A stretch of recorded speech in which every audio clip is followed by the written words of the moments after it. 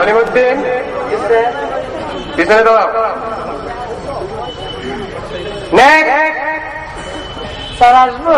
আসেন। জি স্যার। বললেন জি স্যার।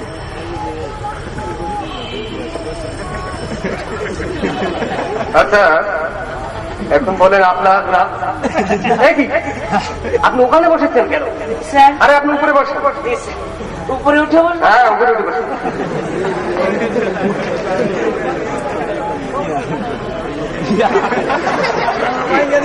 এখন বলুন যে আপনার আপনি উপরে উঠে বসেছেন কেন? আপনি নিচে বসেন। স্যার আপনি তো বললেন উপরে উঠে বসতে স্যার। নিচে বসেন। জি স্যার আগেই তো ভালো আছে।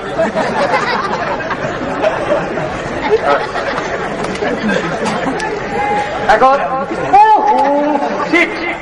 আপনি নিচে বসেছেন, আরে আমার মতো করে বসুন।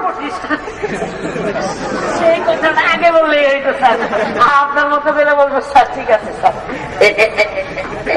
এখন বলেন আপনি কি অফিসিয়াল সিস্টেমটা ভুলে গেছেন নাকি?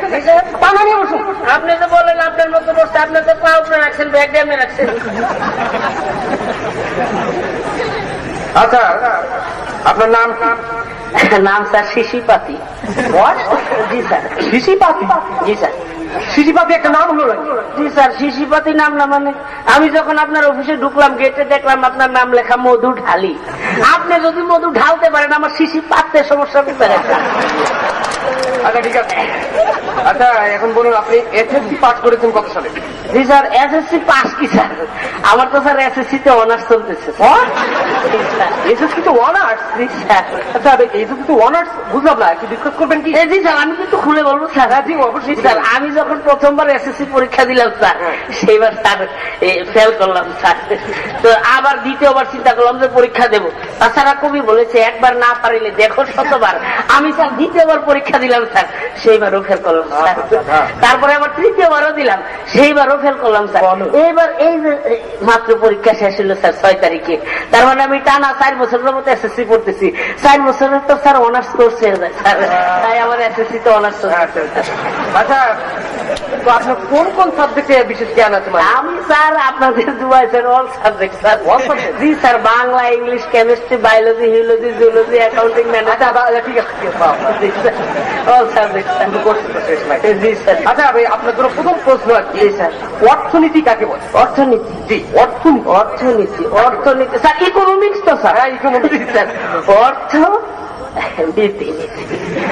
অর্থনীতি হইল গিয়া যেই নীতি পড়াশোনা করার মাধ্যমে সরকারের অর্থ বিভিন্ন নীতি এবং দুর্নীতির মাধ্যমে নিজের পকেটে ঢুকানো হয়, এটাকে স্যার অর্থনীতি বলে স্যার। অর্থনীতিবিদ দেখছি আপনি। আমি বলছি না স্যার অল সাবজেক্ট। আচ্ছা এবার একটা ক্রিটিক্যাল প্রশ্ন ধরি আপনি। স্যার করেন। আচ্ছা নিরাপদ জায়গা মানে পৃথিবীর নিরাপদ জায়গা কোনটা? মানে পৃথিবীর নিরাপদ জায়গা? জি পৃথিবীর নিরাপদ জায়গা স্যার এটা কি নির্ভয়ে বলবো স্যার? হ্যাঁ নির্ভয়ে বলবেন। জি স্যার পৃথিবীর সবচেয়ে নিরাপদ জায়গা হইল গিয়া স্যার টয়লেট। টয়লেট? জি স্যার। আপনি কি শুনছেন এই পর্যন্ত যে টয়লেটে কেউ কাউরে খুন করছে? টয়লেটে কেউ ক্রস ফায়ারে পড়ছে? পরে নাই, মরে নাই। অতএব স্যার টয়লেট হলে গিয়ে সবচেয়ে নিরাপদ জায়গা। আপনার বাচ্চা কাচ্চা আপনারা ডিস্টার্ব করে, আপনি স্যার টয়লেটে গিয়ে বসে থাকেন, কেউ ডিস্টার্ব করবে না, করবে না। There is no disturb in the toilet and bathroom. আচ্ছা নেক্সট প্রশ্ন আপনার জন্য সাধারণ জ্ঞান জেনারেল নলেজ যেটাকে বলেন। আচ্ছা সিডনি কোথায়? সিডনি? জি সিডনি কোথায়? এটা তো স্যার কেমিস্ট্রি থেকে প্রশ্ন করলেন স্যার। সিডনি আমার ডাইন পাশে স্যার বলবো স্যার ডাইন পাশে কিডনি আর বাম পাশে স্যার সিডনি। জি স্যার। আপনার ডান পাশে কিডনি বাম পাশে সিডনি? জি স্যার। আপনার লাগলে কাপড় খুলি স্যার।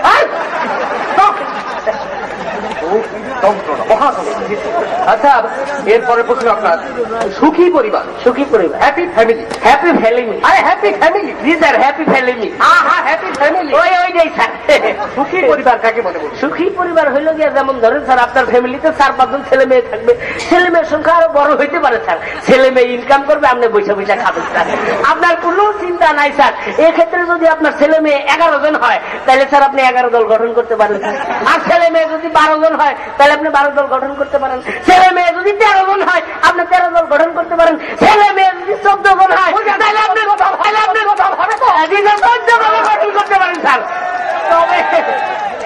বেশি এখনো যায় নাই, 14 পর্যন্ত আছে। জি স্যার। আচ্ছা এখন আপনাকে একটা বানান ধরবো। জি স্যার, বানান। যে বাংলা গ্রামার থেকে জি স্যার, বানান। সংস্কৃতি, সংস্কৃতি বানান করেন। সংস্কৃতি মানে হলো যে সংস্কৃতি। জি সংস্কৃতি। জি স্যার,